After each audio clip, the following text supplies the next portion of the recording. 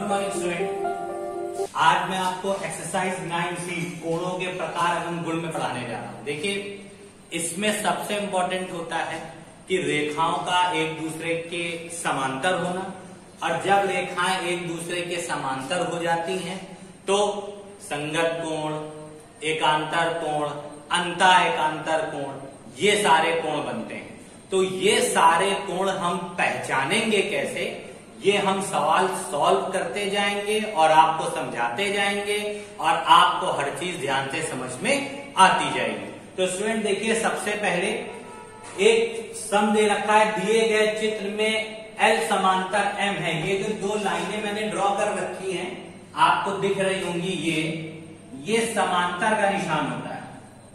ठीक है, ये समांतर का निशान होता है, L समांतर M है। परंतु रेखा PQ, ये जो रेखा P है और ये रेखा जो Q है, ये एक दूसरे के समांतर नहीं है, और L और M जो रेखाएं हैं वो एक दूसरे के समांतर है। अज्ञात कोण यानी कोण Z और कोण X का आपको मान ज्ञात करना है। ठीक है स्टूडेंट, अब देखिए ये सम होता कैसे है। सबसे पहले चीज देख लीजिए कि हम सम को सॉल्व कैसे करते हैं। तो सबसे पहले हमको दिया क्या है, इसमें दिया है कि L जो है वो समांतर है किसके, M के, यानी L रेखा M रेखा के समांतर है। अच्छा, इसमें समांतर रेखाएं क्या होती है, सुन लीजिए। समांतर रेखाएं वो रेखाएं होती हैं जो एक दूसरे के समांतर चलती हैं परंतु कभी भी एक दूसरे को काटती नहीं है। मतलब जैसे एक रेखा ये है और एक रेखा ये है, ये दोनों रेखाएं एक दूसरे के समांतर हैं। क्यों समांतर है, क्योंकि एक ही तरफ, चाहे वो इस तरफ जाए या इस तरफ जाए, कहीं भी जाएंगी पर एक दूसरे को कभी भी काटेंगी नहीं। ये रेखाएं छोटी या बड़ी हो सकती हैं, जैसे देखिए ये रेखा बड़ी हो गई, ये रेखा छोटी हो गई, ये भी एक दूसरे को कहीं काटेगी नहीं, ये भी रेखा एक दूसरे की समांतर हो गई। हमें पता होता है समांतर रेखाएं एक दूसरे को कहीं भी काटती नहीं।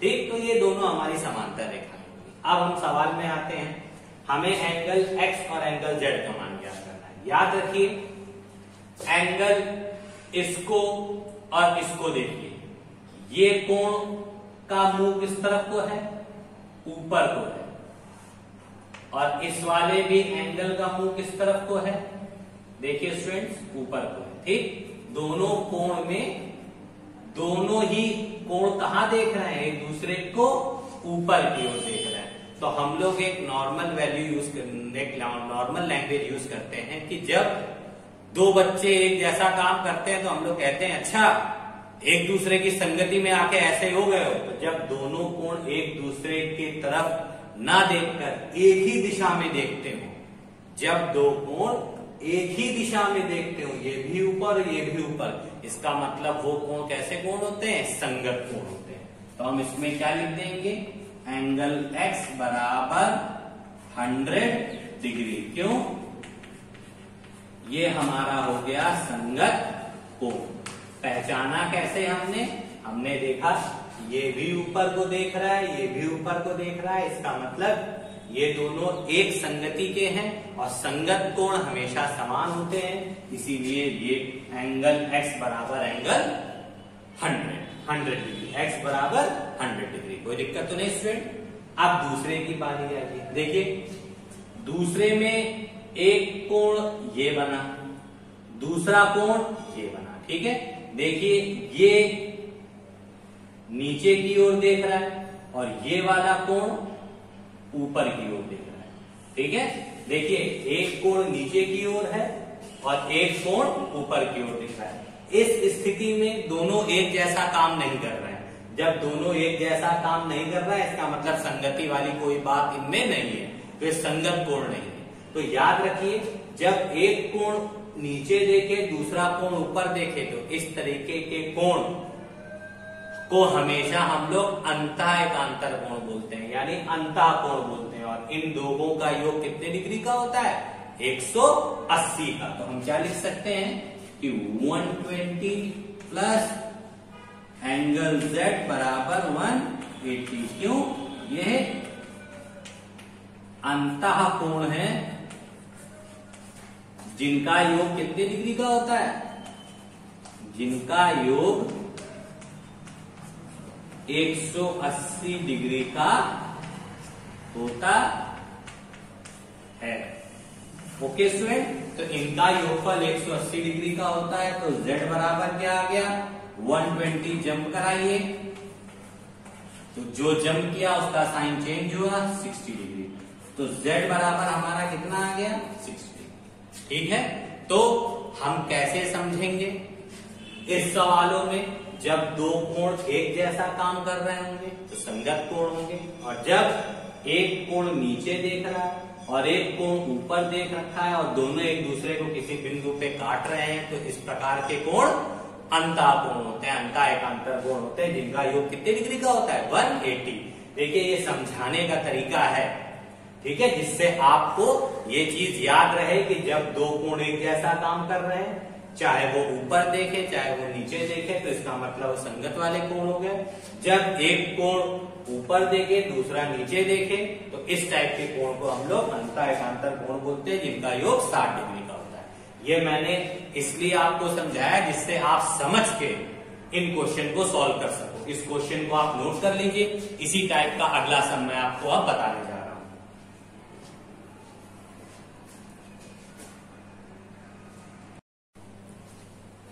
देखिए स्टूडेंट, दूसरा क्वेश्चन है, चित्र में अज्ञात कोण का मान ज्ञात कीजिए। देखिए अज्ञात कोण क्या है, ये एक x अज्ञात है और एक ये y अज्ञात है। ठीक, तो हम इसको स्टेप टू स्टेप सॉल्व करेंगे। हमको पता है कि CD जो है वो रेखा समांतर है EF के। देखिए आपको दिखाई पड़ रही है, ये दोनों रेखाएं एक दूसरे के समांतर है। अब हमने फिर से कोणों की बात बताई थी, तो फिर से देखिए ये कोण कहां देख रहा है, नीचे, ये वाला कोण कहां देख रहा है, ऊपर।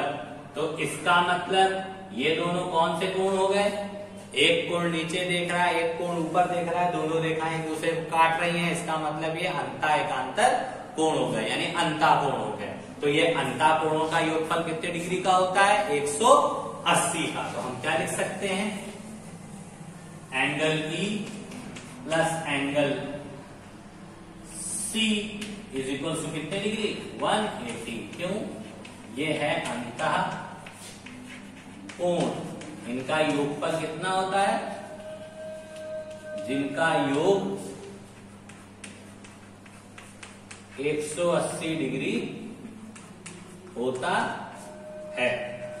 ठीक है स्टूडेंट, तो इनका योग 180 होता है, तो एंगल E की जगह हमने कितना रख दिया 160। एंगल C, हम इस वाले कोण की बात करेंगे, इस पूरे वाले एंगल को मत लीजिएगा, क्योंकि हम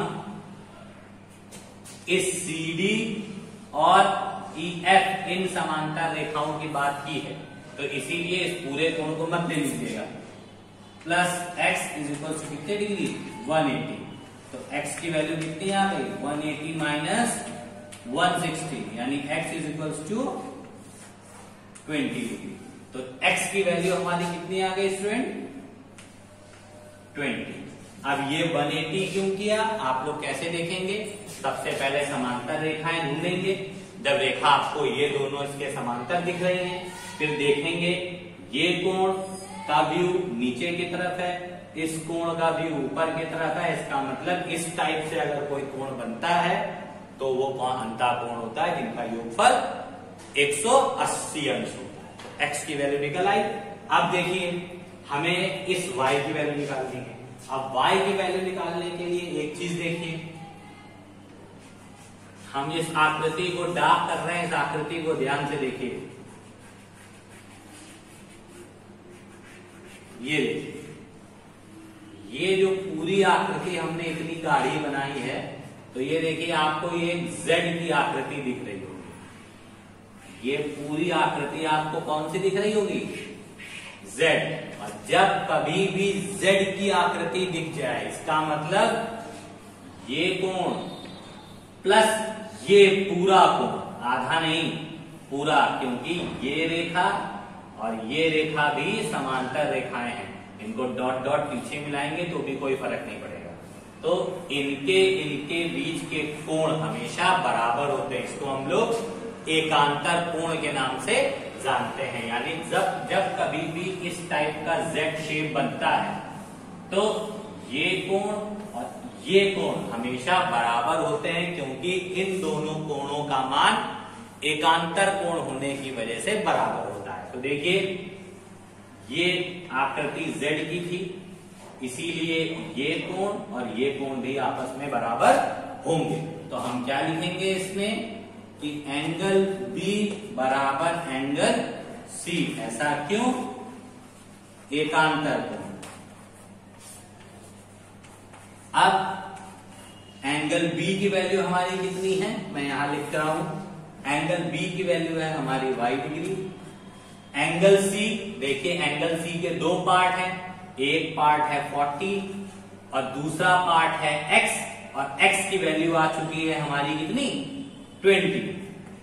तो 40 प्लस 20, तो y degree is equal to कितना हो गया 60 डिग्री।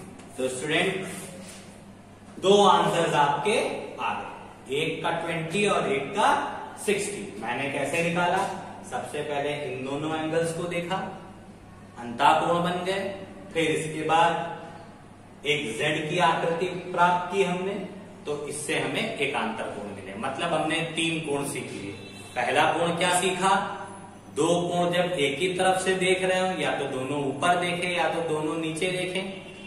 अगर ऐसा है तो संगत कोण होंगे और वो आपस में बराबर होंगे। एक कोण ऊपर देखता है, एक कोण नीचे देखता है, तो उसको हम लोग अंतःकोण बोलते हैं, जिसका योग हमेशा 180 अंश के बराबर होता है।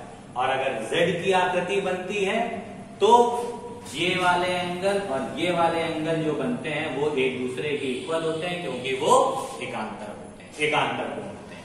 तो इसमें बस एक बात आपको याद रखनी है, ये तभी बनते हैं कोण जब रेखाएं एक दूसरे के समांतर होती हैं। अगर रेखाएं एक दूसरे के समांतर नहीं है तो चाहे कोण एक तरफ देखे या z आकृति बने, अगर समांतर नहीं है तो फिर ये सारे कोण नहीं बनते। इसमें ये और ये समांतर थी, ये और ये समांतर थी, इसलिए ये सारे कोण बने हैं। तो मेरा काम यही था कि जिससे आप समझ सको कि हम किसको कैसे पहचाने। तो मैंने 3 कोण आपको पहचानने बता दिए। तो आप लोग सम्स को नोट कर लीजिए। एक क्वेश्चन आपको अभी मैं और करूंगा।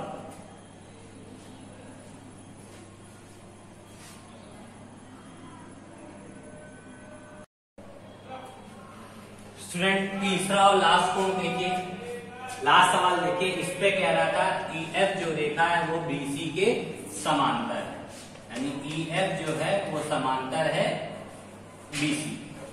अब देखिए इसमें कह रहा था अज्ञात कोण x, y और z इनके मान आपको ज्ञात करने हैं। ठीक है स्टूडेंट? तो देखिए इसका तरीका क्या है।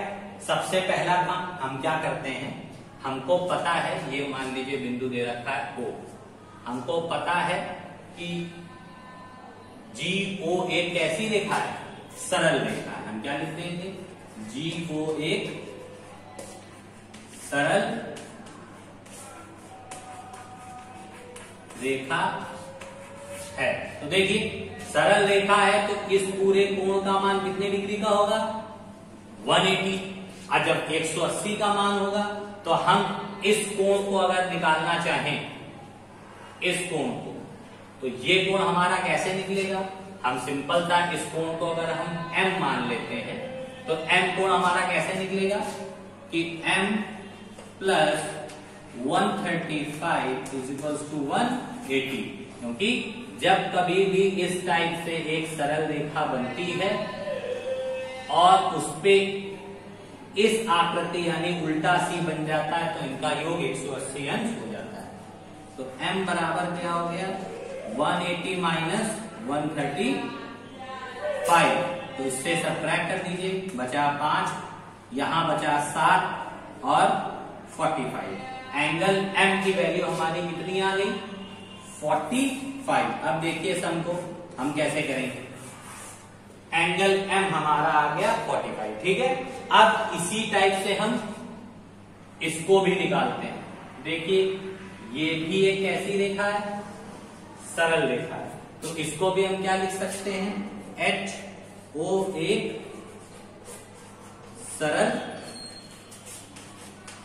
रेखा है। तो देखिए स्टूडेंट, अगर ये सरल रेखा है तो हम ये देखिए यहां भी एक उल्टा सी बन रहा है, इसका मतलब इस टोटल एंगल की वैल्यू भी कितने डिग्री की होगी, 180। अगर हमें केवल इस कोण का मान ज्ञात करना है तो इसको हम n ले लेते हैं। तो हम इसमें क्या लिखेंगे कि n प्लस, इसको एंगल लिख लीजिए, angle m plus 130 is equals to 180, यानी angle n is equals to 180 minus 130 is equals to 50। कितनी वैल्यू आ गई स्टूडेंट, 50 डिग्री। तो आपको इसमें क्या याद रखना है, एंगल m 45 निकला, एंगल n हमारा 50 निकला। ये एक्स्ट्रा काम होते हैं जो हमको कभी कभी करने पड़ते हैं। तो देखिए हम एंगल m को रफ कर रहे हैं और इसकी जगह पे हम कितना डिग्री निकाल चुके हैं, 45। तो इसकी जगह हम कितना लिख दें, 45, और एंगल n की जगह पे कितना लिख दें, 50।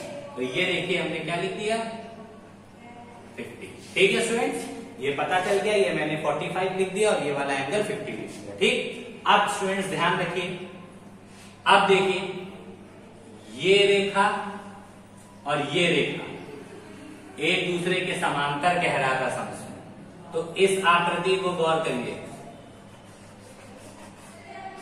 ये एक Z की आकृति है,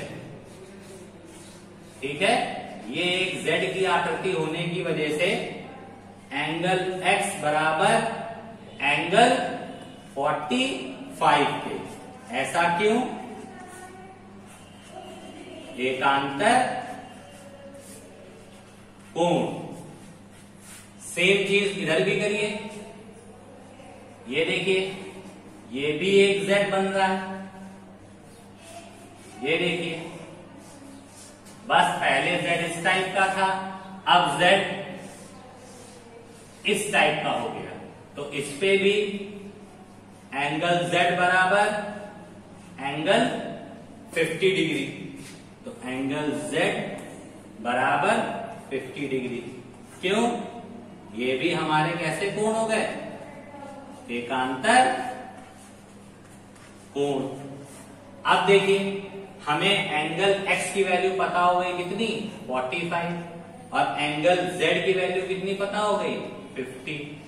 अब अगर हमें एंगल y निकालना हो तो ये टोटल 180 के इक्वल कर दें, या हमको छोटी सी क्लास में पढ़ाया गया था कि त्रिभुज के तीनों अंतःकोणों का योगफल 180 होता है। तो angle y plus 45 plus 50 is equal to 180।